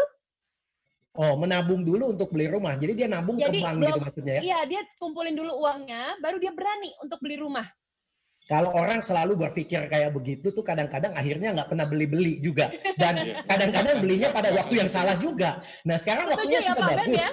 Iya, waktunya sudah bagus. Ngapain naruh uang di bank gitu ya? Naruh aja uang langsung ditanda jadi, harganya sudah naik kok. Itu betul. Kalau itu betul kalau nggak ada KPR. Iya. Kalau nggak ada fasilitas KPR itu betul. Benar. Sekarang KPR udah ada. Ya. Anda dengan tingkat bunga seperti begitu sebenarnya kita banyak diuntungkan sama bank ya. Dengan jangka waktu yang panjang, suku bunga yang rendah ya. Ini sangat menarik sekali nih kita dikasih kesempatan untuk suku bunga seperti itu. Bayangin nih kalau Anda adalah pebisnismen, Melanie, Anda pebisnismen, Anda mau pinjam uang di bank untuk mau danain Anda punya bisnis. Saya sangat yakin bunganya sangat besar. Tidak seperti bunga KPR seperti begini gitu ya. Jadi kalau Anda mau invest, Anda mau dagang properti begitu ya, Anda mau collect properti, ya Anda mesti menggunakan KPR itu untuk bisa membuat harga investasi Anda meningkat nanti ke depan. Baik Pak Ben. Berarti sekarang memang masyarakat sangat dimudahkan ya Pak ya. Udah suku bunganya sangat rendah, cara bayarnya juga banyak sekali pilihannya, banyak sekali promo yang diberikan juga kepada masyarakat gitu ya Pak. Iya betul. Betul. Artinya jadi kalau ini adalah kalau case tadi itu yang orang mau nabung dulu baru beli rumah itu betul Pak Darmadi itu. Saya melihat sendiri ya. Jadi itu nggak kekejar. Ya. Nggak kekejar tadi. Jadi misalkan dia mau beli rumah yang 1 miliar, dia kumpulin. Pas kekumpul 1 miliar, Harganya tahun udah naik. depannya harganya itu udah 1,5. Celaka lah Pak. Celaka. Wah, Iya. Iya. Ya. Jadi nggak usah nunggu lagi, seperti Pak Darmadi bilang tadi ya Pak Ben ya, begitu Anda punya kesempatan untuk membeli rumah, untuk investasi di properti, lakukanlah sekarang juga.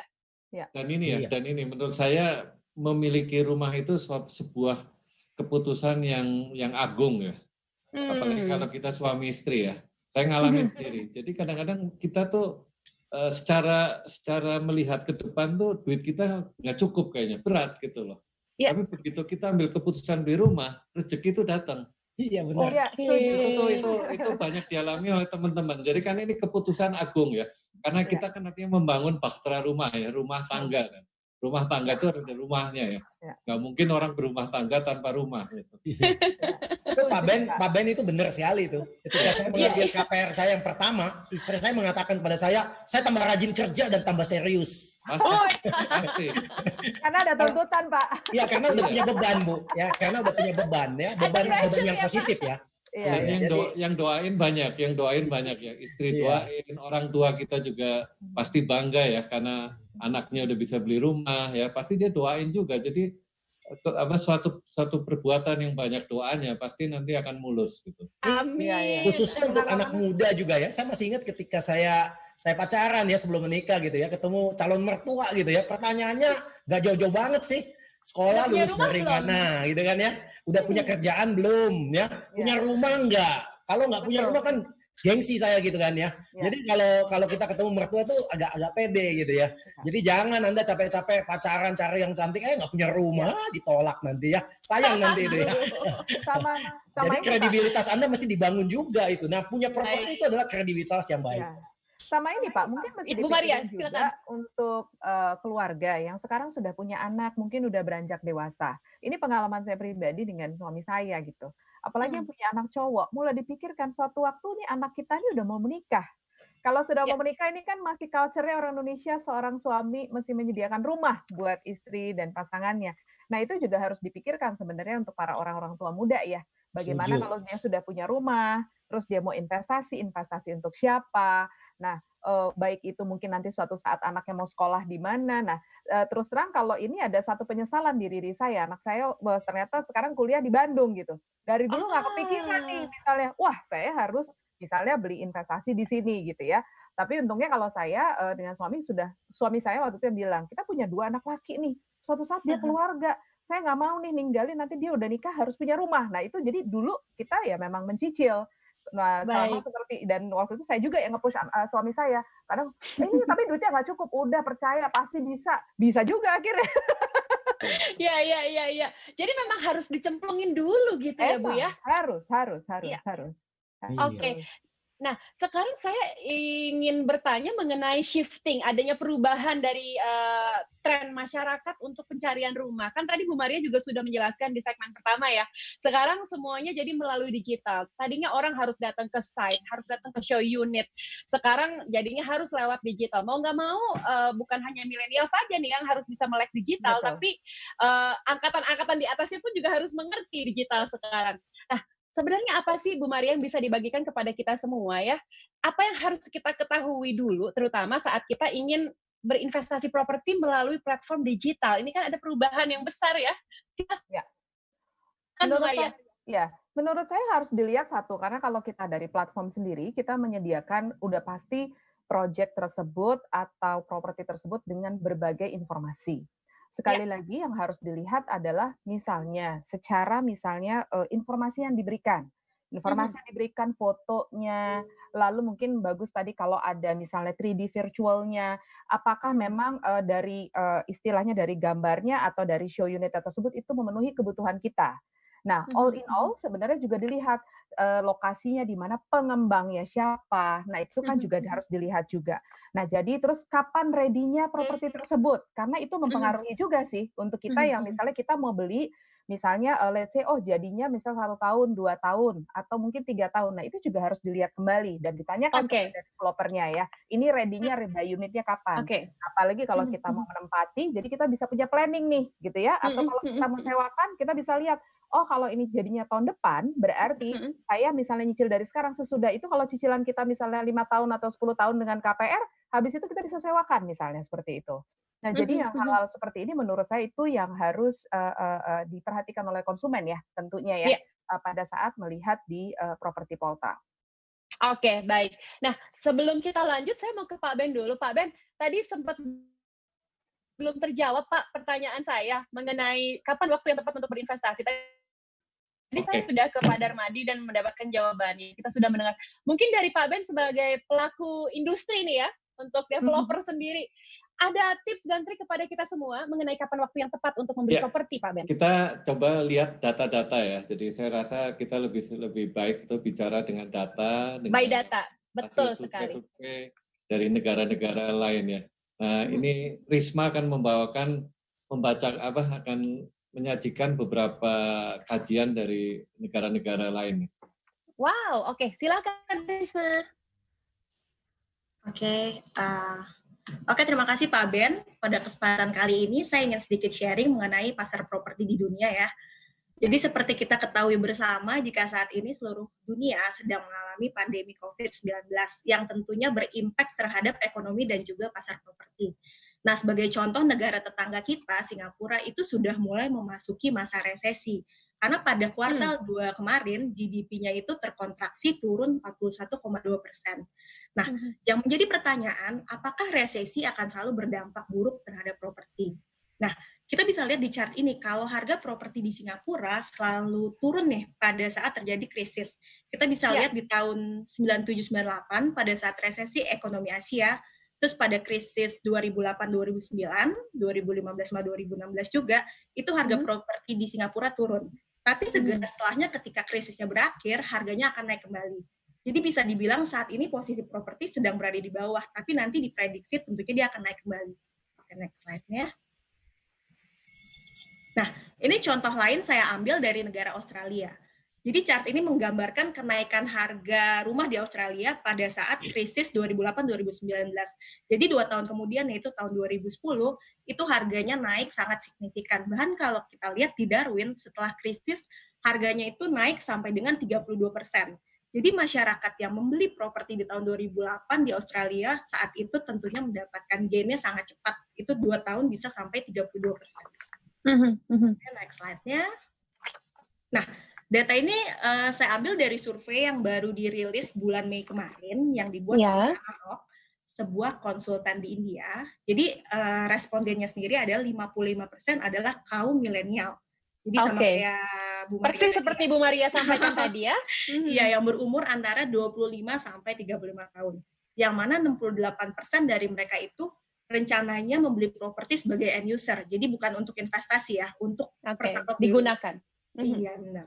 Nah, jadi pada survei ini para respondennya ditanya, investasi apa sih yang terbaik pada situasi pandemi seperti saat ini?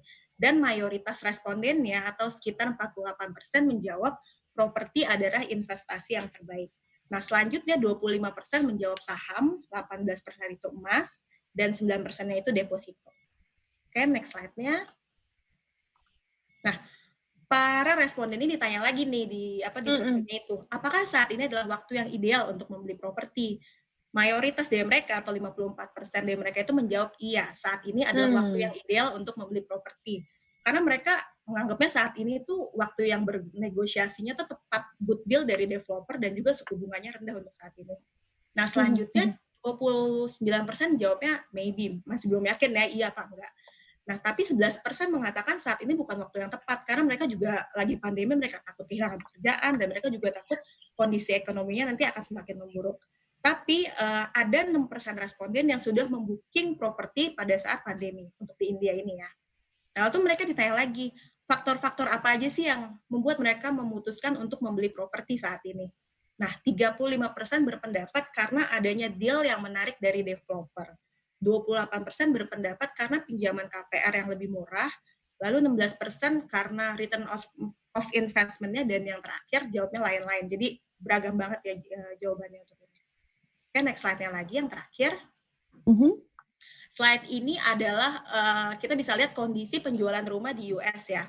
Jadi kalau kita lihat di chart yang di sebelah kiri atas, chart ini mengacu pada kondisi normal di bulan Januari 2020. Jadi awal tahun ini ya, itu kondisinya di US penjualan propertinya masih normal. Kita bisa lihat pada bulan Februari sampai April itu penjualannya terus merosot karena adanya pandemi ini. Tapi kalau kita lihat di bulan Mei sampai dengan saat ini penjualannya cenderung naik dan sudah mulai mendekati kondisi normal di bulan Januari. Nah, untuk chart yang di sebelah kanan bawah itu untuk di negara Cina sendiri. Jadi kita bisa lihat dikarenakan recovery-nya itu lebih dulu dibandingkan dengan negara lain, kita bisa lihat di bulan Februari penjualan rumah di 30 kota utama di Cina ini sudah mulai naik kembali. Mungkin cukup sedikit sharing dari saya kembalikan. Oke. Thank you. Terima kasih. Ya, terlihat sekali pengalaman-pengalaman masa lalu after crisis tuh, pas krisis harga turun, tapi setelah krisis harga meningkat tajam ya. Dan tidak dalam waktu terlalu lama. Nah, kalau pada saat COVID ini kita lihat tuh di beberapa negara ternyata terutama tadi di India, terus kemudian di Amerika, kemudian di China, itu menyatakan bahwa sekarang adalah saat yang tepat untuk membeli properti. Nah, menurut saya pribadi juga sebenarnya betul ya, karena memang saat ini penawaran dari developer juga sedang menarik sekali. Bukan hanya dari developer, dari perbankan pun juga bunganya sangat menarik sekali. Jadi harusnya memang sekarang saat yang tepat untuk membeli properti. Mungkin Pak Darmadi dan Bu Maria bisa kasih pendapat juga. Ya, Pak Ben tadi luar biasa. Tadi saya lihat data dari Risma itu memang tepat seperti apa yang saya katakan di awal. Iya. Gambar kurva yang Anda lihat, ya trennya dia memang ada naik turun kan. Tadi dia bilang ada tahun 98, 2008. Tapi setiap kali threshold-nya itu naik gitu ya. Memang pasti ada yang naik turun. Nah, yang paling menarik adalah saya tahu data di Amerika, itu tadi data Realtor. Realtor itu datanya umum dari seluruh Amerika. Tetapi kalau kita bisa fokus umpama San Francisco, jangan salah. San Francisco dalam kondisi COVID seperti begini, harga properti tidak turun, malah naik. Ya. Justru naik ya? Karena banyak orang tertarik dengan wilayah itu, jumlah penduduknya banyak, ya. Oleh sebab itu lokasi-lokasi yang bagus akan disasar. Indonesia ini penduduknya banyak nih, 270 juta penduduk. Dan yang kalau kita perhatikan properti yang menarik sekali adalah lokasi ya dan developer. Kalau Anda di Jakarta, kita ngomong, umpama saya ngomong Kelapa Gading, Anda pasti sudah tahu Kelapa Gading perumahan yang pasti maju dan harganya, harga tanahnya bagus, properti mahal. Umpama saya ambil contoh juga ngomong Gading Serpong, Anda juga langsung familiar bahwa ini tempat bagus. Kenapa bagus? Karena kayak Gading Serpong, Bekasi itu adalah sunrise market. Sunrise dengan sunset itu beda ya. Sunrise itu seperti matahari terbit gitu ya. Karena banyak milenial yang masuk ya, pengembangan baru, harga properti akan naik terus. Nah, ini Sumarekon Mutiara ini adalah sunrise bukan sunset ya. Lahannya masih banyak, awal masih mulai dibangun dan ini potensi sekali. Halo? Suara saya putus-putus? Enggak, suara bagus. Pak Darmadi bagus. Oh, suara saya bagus? Oke. Ya. Jadi poin yang saya mau katakan bahwa dengan adanya developer yang bekerja di sebuah lahan yang masih sunrise ya, properti itu akan naik dengan sendirinya. Nah, ini yang paling penting yang harus kita cermati ya. Bahkan kalau saya ditanya kapan waktu terbaik untuk beli properti, kalau saya bisa ralat tadi, ya kemarin mestinya ya. Kalau kemarin itu mungkin saya bisa dapat cuan. Tapi kalau Anda nggak sempat beli yang kemarin nih, ya Sumarekon Mutiara kan launching awal di akhir 2018. Nah, this is the right time, ya the right moment untuk bisa beli properti. Baik. Pak Darmadi, terima kasih. Bu Maria tadi juga data dari Risma itu sama persis seperti yang Bu Maria sampaikan ya. Memang dominasi itu sekarang sedang dipegang oleh kaum milenial begitu ya Bu ya? Betul. Nah, kebetulan tadi data Risma juga dari 99.co itu satu grup dengan kami. Jadi itu memang data yang baru dirilis. Jadi memang betul milenial. Cuman kalau ditanya lagi kapan sih sebaiknya beli properti? Apakah sekarang waktunya? Dan apalagi kita bicara tadi banyak sekali, tadi saya lihat di pertanyaan banyak orang yang masih nge-hold nih, ya kan istilahnya. Kenapa mesti beli sekarang? Nah, sekali lagi mungkin saya bisa kasih tips and tricks dan memang betul, apalagi di saat krisis saat ini orang selalu bilang cash is the king gitu ya. Tapi kembali lagi saya tanya, kalau ada king-nya harus ada queen-nya. Queen-nya siapa? Allocation. Nah, artinya nah jadi artinya bahwa saya kembalikan lagi kepada masing-masing individu gitu ya. Yang harus dilihat apa? Berarti kita harus examine atau kita mereview sebenarnya kita ini sekarang ini umur berapa? Kita penghasilannya berapa? Dan kalau Mhm. kita memang sudah punya cash yang kira-kira kita bisa, misalnya let's say, oh ini saya bisa survive another 1 or 2 years dari sekarang, then the rest of money yang kita punya tadi kalau dibilang kalau ditaruh di bank gitu ya, bunganya mungkin berapa persen gitu ya. Kalau memang kita Mhm. memang butuh punya rumah, apalagi milenial di survei tahun 2018 itu dikatakan Mhm. sebenarnya milenial ini keinginannya apa? Ternyata mereka tuh pengen banget punya rumah. Nah, Hmm. kembali lagi, oke, kalau kamu pengen punya rumah, sekali lagi, kalau kamu punya memang cash dan kamu memang masih aktif, masih aktif, apalagi kita masih muda, Produktif gitu ya? Mhm. produktif gitu ya. Mhm. So Mhm. this is the time gitu loh. Jangan Ya, ya. nunda-nunda nanti kalau udah kayak umur kayak kita gitu ya Pak ya, udah 50, 60. Waduh, nanti kan kita udah justru kalau udah 50, 60 tuh kan mikirnya pensiun sebetulnya kan. Ya, justru kita udah menikmati dari hasil investasi yang sebenarnya udah kita tabung gitu. Nah, Iya, jadi ini sekali iya. lagi kembalikan lagi pada milenial, lihatlah memang perhatikan lagi kepada cara kita spending, kepada cara kita mengalokasikan duit kita gitu ya. Jadi cash itu juga belum tentu semuanya positif juga menyimpan cash sebanyak mungkin. Jadi perhatikan investasi kita mau yang pasif dan aktif itu harus dibalance sih. Jadi saya bilang Baik, gitu sih. Oh, dan satu baik. lagi yang perlu Ya. diperhatikan apalagi di Makassar ya. Saya rasa kita juga tahu bahwa government saat ini juga sedang berfokus untuk membangun kota-kota di luar Jakarta ya. Mhm. Mhm. Apalagi sekarang ada istilahnya kota-kota satelit ya di luar Jawa gitu ya. Nah, ini Mhm. harus diperhatikan jangan sampai kita ketinggalan gitu. Justru sebenarnya lahan yang masih banyak itu di luar Jawa. Bahkan itu bisa dijadikan kota-kota industri yang saya tahu dari government sendiri mempunyai rencana untuk mengembangkan daerah-daerah di luar Jakarta. Sama kalau Betul. kayak di Amerika kan pemerataan ya, nggak bisa cuma Ya. Jakarta saja yang berkembang. Nah, oleh karena itu ini yang harus di-pick up oleh orang-orang bahwa inilah waktunya untuk investasi. Apalagi orang-orang Makassar nih, jangan ketinggalan gitu. Nanti keburu investasinya diambil sama orang luar Makassar, wah bisa repot itu nanti kan. Akhirnya orang Makassar susah, harganya udah keburu naik kan, gitu. Iya, So, iya, ya iya. kembali lagi, this is the time. Baik, baik. Bu Maria, terima kasih. Ini masih banyak Sama-sama. sekali pertanyaan yang masuk ke saya, tapi mohon maaf ya, saya harus taring dulu satu persatu. Ada beberapa pertanyaan yang relevan dengan topik kita yang segmen kedua ini nih, dari Leonardo. Selamat siang, saya ingin bertanya mungkin mewakili kaum milenial, katanya. Saya berniat untuk investasi properti di luar kota, seperti di Makassar. Bagaimana cara Sumarekon mempermudah kami untuk bisa melihat show unitnya? Nah, ini pertanyaan yang mirip juga datang dari Christian Adinata.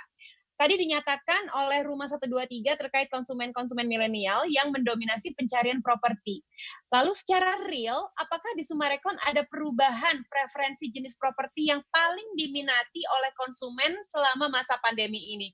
Mungkin Pak Ben yang bisa menjawab nih, Pak Ben. Ya, jadi satu kalau masalah lihat show unit kita bisa nanti lewat di Rumah 123 ya, saya rasa di situ udah sangat jelas ya, kita bisa lihat model rumahnya, interiornya dan lain sebagainya. Nah kalau soal milenial ya, jadi kita memang ya blessing lah ya. Jadi rumah yang di belakang Pak Darmadi gambarnya itu, saya rasa itu rumah milenial saya bilang. Ya. Keren banget loh itu Pak Ben. Ya, betul. Jadi blessing sekali, memang itu rumah yang kita sudah desain cukup lama dan memang kebetulan kita rilis tuh di bulan Juli ini, dan respon dari masyarakat Makassar luar biasa. Jadi rata-rata bilang harga oke banget ya. Kenapa oke banget? Ya memang Sumarekon memberikan harga very spesial ya.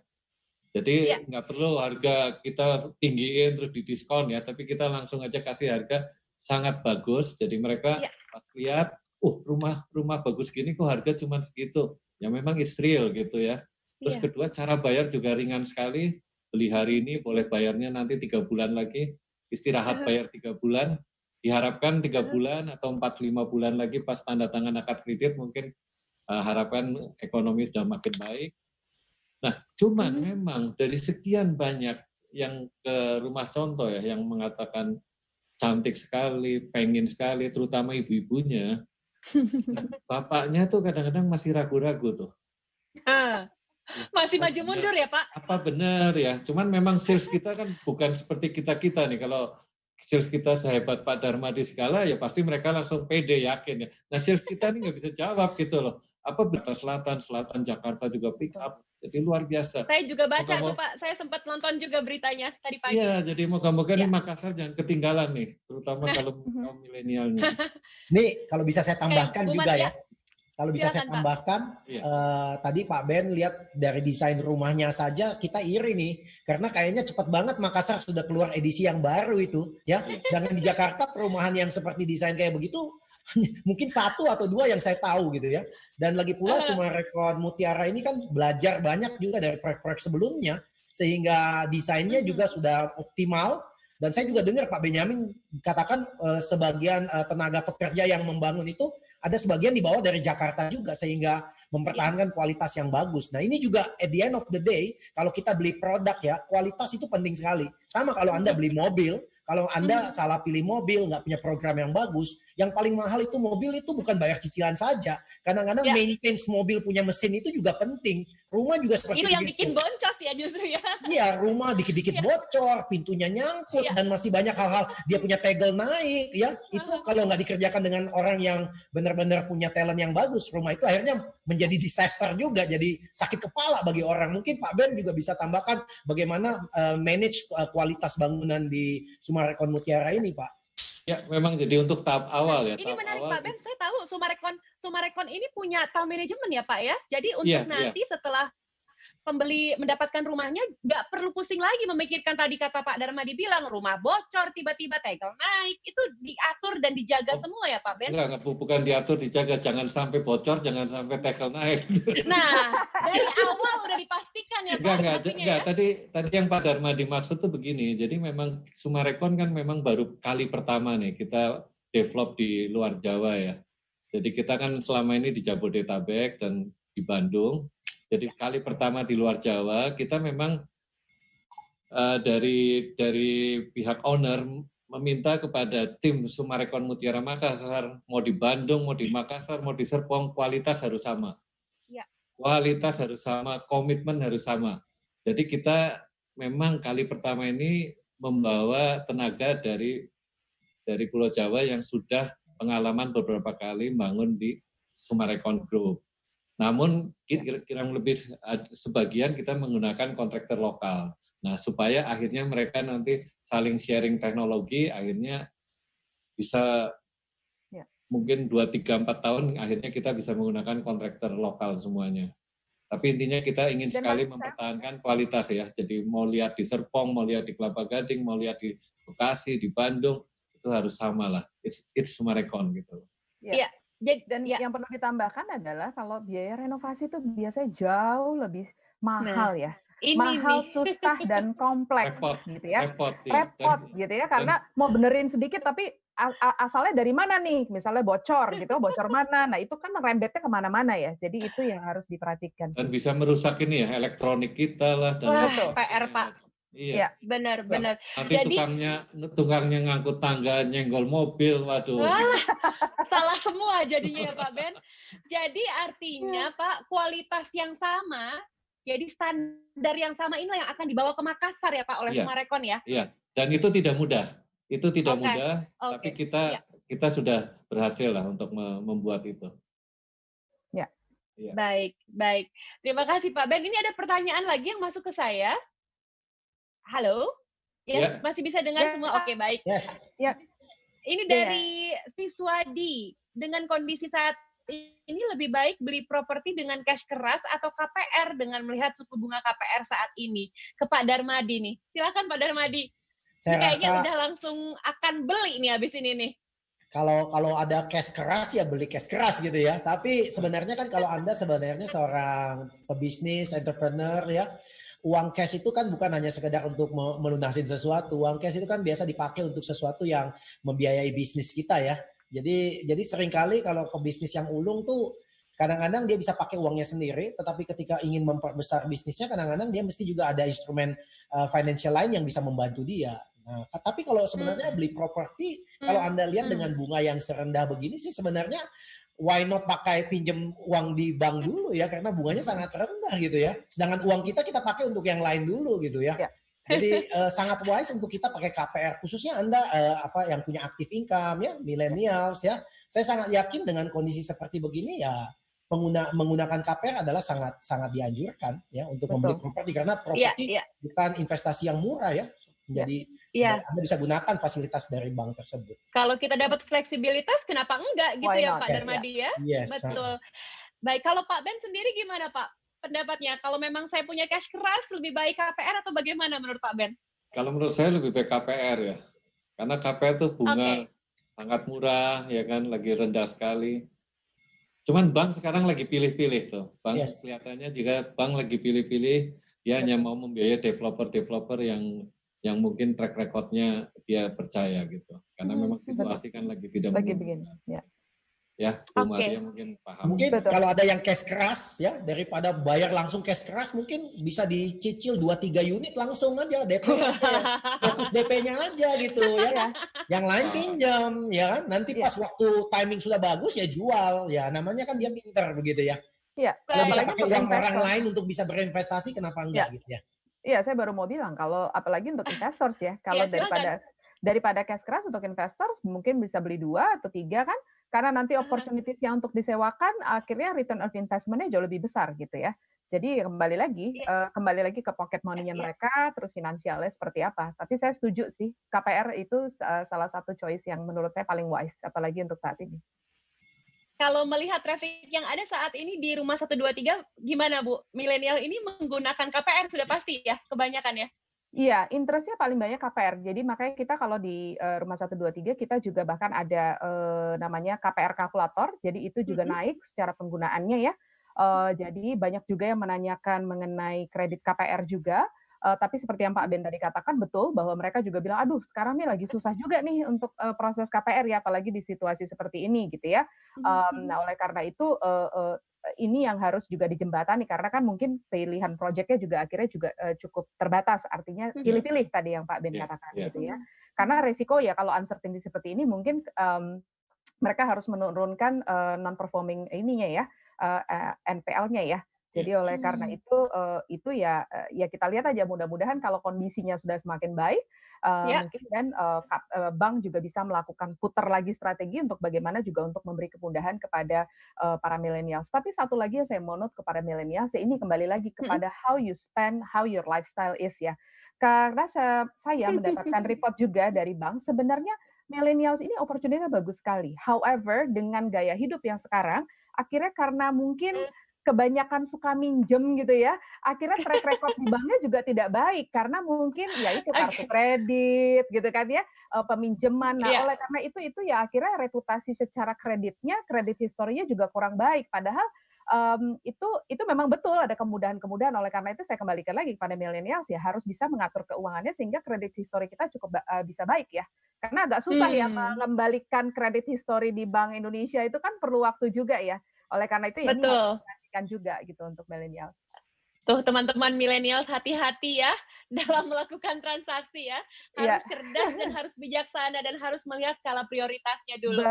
Betul. Oke, baik. Terima kasih Bu Maria. Ini pertanyaan untuk Pak Ben dari Dasir Limpo sudah masuk ke saya.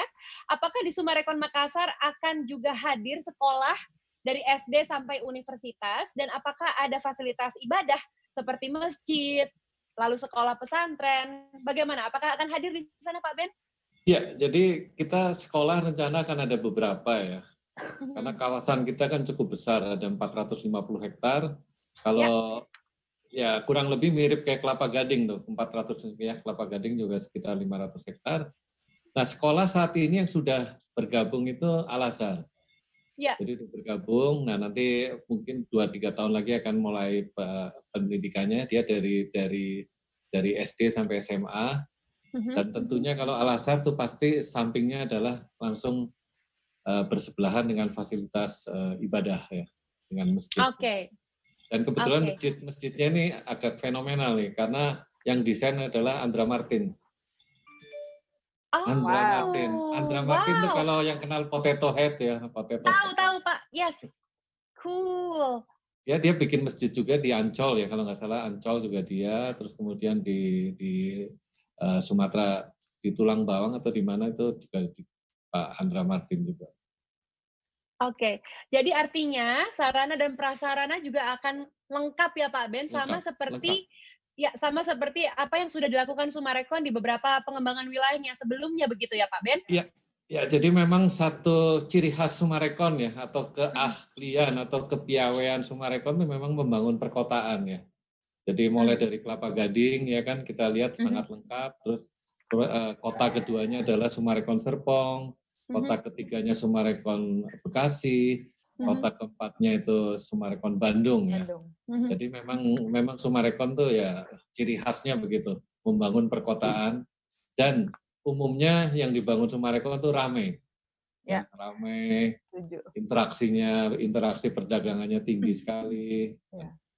Iya, saya sebagai salah satu orang yang menjadi saksi mata Pak Ben dari perkembangan Summarecon dari tahun ke tahun, saya mengikuti, saya ada di sana, saya melihat dengan mata kepala sendiri bagaimana orang betul-betul luar biasa mendambakan memiliki rumah di Summarecon. Udah kayak jualan kacang goreng Pak Darmadi, Bu Maria. Bener-bener loh, sampai waiting list, ngantri, rebutan, wah itu luar biasa. Baru sekali itu saya melihat orang begitu luar biasa antusiasmenya membeli rumah ya. Setuju. Bekasi tuh kalau waktu itu sampai ngantri orang beli nomor. Bener. Bu Maria juga ada ya menyaksikan itu ya? Iya, betul.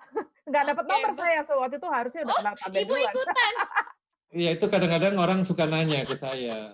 Jadi ada yang suka nanya. Termasuk developer asing pun suka nanya, itu sebenarnya rahasianya apa sih? Saya bilang rahasianya nggak mungkin disebutin ada lima jurus gitu ya. Rahasianya adalah memang Summarecon dari tahun 1975 bekerja keras dan komitmen, yaitu ya rahasianya itu. Bukan rahasianya 1, 2, 3, 4, 5 terus diikuti bisa menyamai Summarecon, ya nggak bisa. Ada buktinya ya Pak ya? Ini benar-benar hasil kerja keras lah, hasil kerja keras selama 45 tahun ya. Komitmen, kepercayaan ya. Saya rasa itu dilihat di Kelapa Gading ya, itu bisa banget ya. Sekarang mall mana coba bisa sampai berapa mall tuh Pak? Kelapa Gading 5 ya? Iya, udah 5. Jadi 1, 2, 3. Dan kemudian saya paling seneng ke Kelapa Gading gitu ya waktu itu ya. Jadi wah saya bilang ini nggak ada 5 mall sampai jalan dari ujung ke ujung. Dan selalu ada permajaan ya Pak, saya lihat ya. Permajaan terus menerus itu yang hebat ya. Selalu. Dan pas tutup kemarin juga kita banyak sekali dapat pertanyaan-pertanyaan dari ini yang yang fanatik dengan Mall Kelapa Gading, kapan buka. Ada fans clubnya ya, untuk mall aja ada penggemar fanatiknya ya. Coba lihat aja mall ya, mall tapi setiap hari ramai terus ya, itu Mall Kelapa Gading lah. Mall Kelapa Gading, Mall Serpong, Mall Bekasi itu.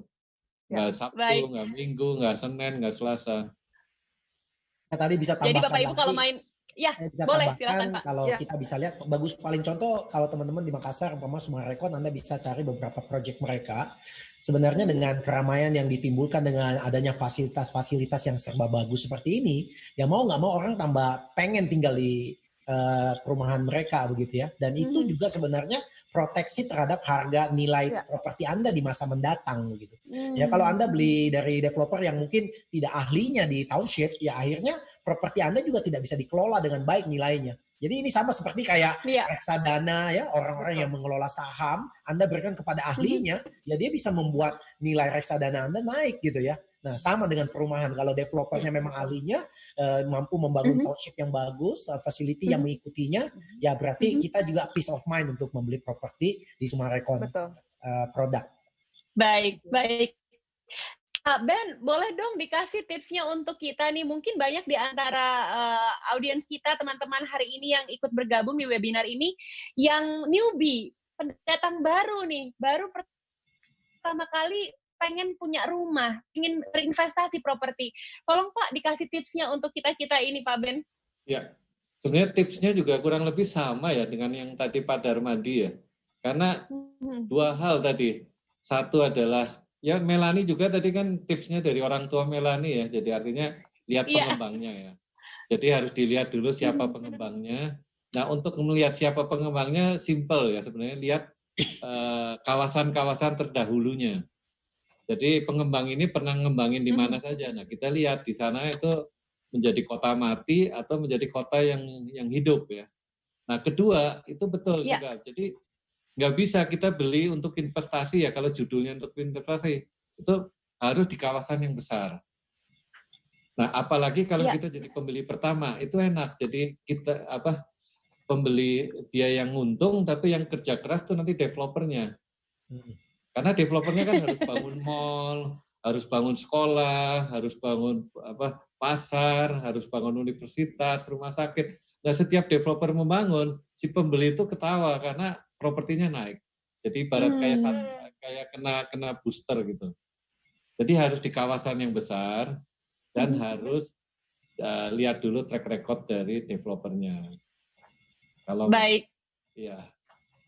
Baik, Pak Ben. Pak Ben, kalau di Sumarekon Mutiara Makassar sendiri saat ini yang sedang dikembangkan itu Blue Crystal ya, Pak Ben ya? Ya, seperti tadi yang saya sampaikan bahwa per Juli kemarin ini memang kita sedang memasarkan klaster terbaru ya, klaster ketiga. Blue Crystal namanya, itu rumahnya itu yang di belakangnya Pak Darmadi itu cantik sekali. Dari tadi saya udah ngeliatin nih Pak. Ya. Nah, rencananya kita launchingnya tanggal 8 Agustus. Baik. 8 bulan 8 ya, gampang diingat ya, 8 bulan 8. Tanggal cantik ya. Ya, nah jadi tapi mulai dari tanggal 29 yang lalu itu sudah dimulai pendaftaran. Oke. Untuk orang-orang yang berminat, bayar dulu 5 juta untuk daftar. Nah, nanti tinggal pas tanggal 8 Agustusnya memilih. Dan sudah cukup banyak nih yang daftar ya. Jadi sambutannya luar biasa sekali dengan Blue Crystal ini. Oke, baik. Beli sekarang, bayarnya 3 bulan lagi. Kemudahan itulah yang didapat ya oleh calon pembeli gitu ya Pak Ben ya? Ya, dan harga tadi yang mereka bilang, waduh harganya murah nih. Ya karena memang lagi kondisi. Iya. Jadi tunggu apa lagi? Iya. Betul. Tadi Bu Maria juga udah bilang, ayo dong teman-teman keluarga di Makassar jangan sampai ketinggalan, jangan sampai kehabisan, justru harus duluan beli. Mungkin bisa sebagai pesan kepada Bapak Ibu sekalian, Bu Maria, untuk penutup segmen kita. Ya, jadi ya kalau saya bilang ya, the first itu yang kalau misalnya ya siapa cepat dia dapat ya. Jadi untuk opportunity itu grab it fast karena itu yang menjadi pemenang ya. Apalagi bahkan di situasi krisis ya siapa yang cepat mengantisipasi, siapa yang cepat melihat kesempatan itu yang akan jadi pemenang. Jadi saya bilang ya terutama untuk masyarakat lokal, saya yakin Sumarekon pasti juga punya visi. Kenapa harus ke Makassar seperti itu ya? Mereka ingin juga memberikan solusi kepada masyarakat lokal Makassar. So dengan reputasi Sumarekon yang bagus tadi seperti yang kita sudah sampaikan, so jangan lose this opportunity karena nanti kalau misalnya sudah habis maka mungkin Sumarekon mau pengembangan di kota lain gitu ya misalnya, dan mungkin masyarakat Makassar jadi ketinggalan loh gimana nih gitu ya. Nah makanya so this is the momentum gitu, mumpung ini masih ada produk yang bagus yang ditawarkan oleh Sumarekon di kota Makassar, saya rasa ini benar-benar kesempatan yang harus diambil oleh masyarakat Makassar, jangan sampai ketinggalan sama kota-kota lainnya. Itu sih. Baik, terima kasih Bu Maria. Pak Darmadi, jadi sepakat semuanya harus beli rumah sekarang ya Pak ya? Investasi hanya sekarang ini yang tepat. Mungkin saya bisa kasih kata-kata mutiara untuk kita semua ya. Wah, kebetulan namanya Sumarekon Mutiara ya. Ini jargonnya Pak Darmadi nih di mana-mana kata-kata mutiara. Sumarekon Mutiara ya Pak ya? Iya, kata mutiara. Ada orang mengatakan do not wait to buy property kan. Jangan nunggu beli properti, but buy property and wait gitu ya. Jadi nasihat mutiara kita adalah banyak orang suka nunggu kapan waktu tepat. Nah, kalau properti kan apalagi yang namanya Sumarekon Mutiara ini dengan konsep township-nya ini, ya Anda jangan nunggu, tapi Anda beli sekarang nih ya tanggal 8 Agustus ini kan, ya. Kemudian setelah Anda beli, Anda tunggulah properti Anda akan secara value nilai akan meningkat sejalan dengan pengembangan yang lebih besar lagi di properti tersebut. Saya rasa itu dari saya. Baik, terima kasih banyak Pak Darmadi, Ibu Maria, Pak Ben. Terima kasih atas informasinya hari ini. Jadi tanggal 8, bulan 8 adalah tanggal cantik yang tidak boleh dilewatkan bagi masyarakat Makassar ya. Harap pantau informasinya bisa lewat Instagramnya juga di Sumarekon Mutiara Makassar. Bisa dicek di sana. Jadi nggak ketinggalan, nggak kehabisan gitu ya Pak ya. Betul. Oke, baik. Terima kasih banyak untuk Bapak Ibu sekalian yang sudah mengikuti webinar kita hari ini. Sekali lagi kepada narasumber saya, Pak Darmadi, Bu Maria, Pak Ben, terima kasih atas waktunya. Dan mohon maaf apabila ada kekurangan dari penyelenggaraan acara hari ini. Mohon maaf juga apabila tidak semua pertanyaan bisa kami jawab, karena kami harus saring karena ada keterbatasan waktu. Mudah-mudahan kita bisa ketemu lagi di webinar berikutnya. Terima kasih banyak. Saya pamit dulu. Saya akan kembalikan kepada Dewa. Assalamualaikum warahmatullahi wabarakatuh. Oke, Mel, terima kasih. Dan terima kasih juga kepada seluruh panelis yang sudah berpartisipasi dalam perbincangan kita tren investasi properti pada sore hari ini. Dan terima kasih juga kepada seluruh peserta webinar. Kami ucapkan, dan tadi sudah banyak sekali pertanyaan yang masuk ke kita, hampir 150 lebih pertanyaan yang sudah masuk, dan ini pekerjaan juga untuk kita mensortir pertanyaan yang sudah masuk, dan sudah ada banyak pertanyaan juga yang sudah dijawab. Jadi sekali lagi kami ingin mengucapkan terima kasih atas perhatian Bapak Ibu, dan khusus untuk pengumuman pemenang, seperti biasa nanti akan kami umumkan melalui Instagram @sumarekonmakassar. Jadi Instagram itu merupakan Instagram resmi atau akun resmi dari Sumarekon Mutiara Makassar. Sekali lagi, untuk Bapak Ibu yang ingin mengetahui pemenang dalam webinar hari ini, tren investasi properti, kami persilakan untuk bisa langsung follow Instagram kami di @sumarekonmakassar. Akhir kata, saya Dewa undur diri. Terima kasih atas waktu dari Bapak Ibu semuanya. Sampai jumpa lagi di acara webinar lainnya Sumarekon Mutiara Makassar.